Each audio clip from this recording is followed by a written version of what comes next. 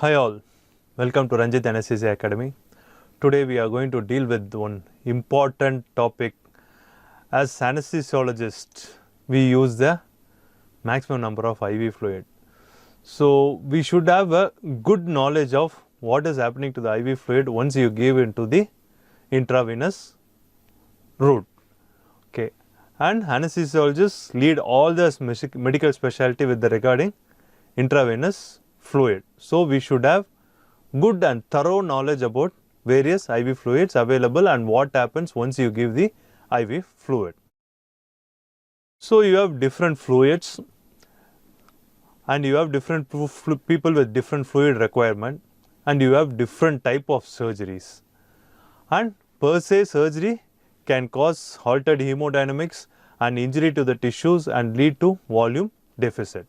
So you are going to have different surgery, different people and different fluid is there.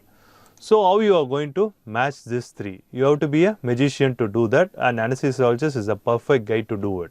Okay, and you need 10 heads and 20 hands to deal with the situation, and an anesthesiologist being a multitasking master, you should handle it with ease.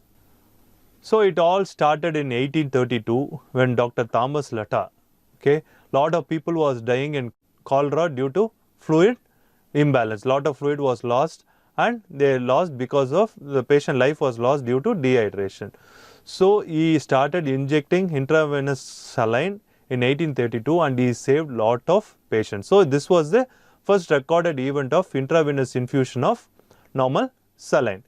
So 50 years later, okay, Ringer started the what is called the Ringer solution, which is the balanced electrolyte solution. Another 50 years later, Hartmann added lactate to the Ringer solution and it was called Ringer lactate. So from normal saline to Ringer lactate, it took about 100 years. Okay. Then with each decade, there are a lot of differential opinion happening with fluid. Initially, they started resuscitation with saline.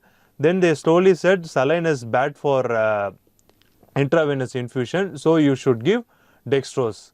So this was in 1940s. Then 1950s, what they said is again saline salt is required. Saline is required for the third space loss which occurs in the surgery. So you have to give normal saline again. So 1940 saline went off and again 1950 the saline came back. Then what happened is the number of the fluid which we are giving was very little.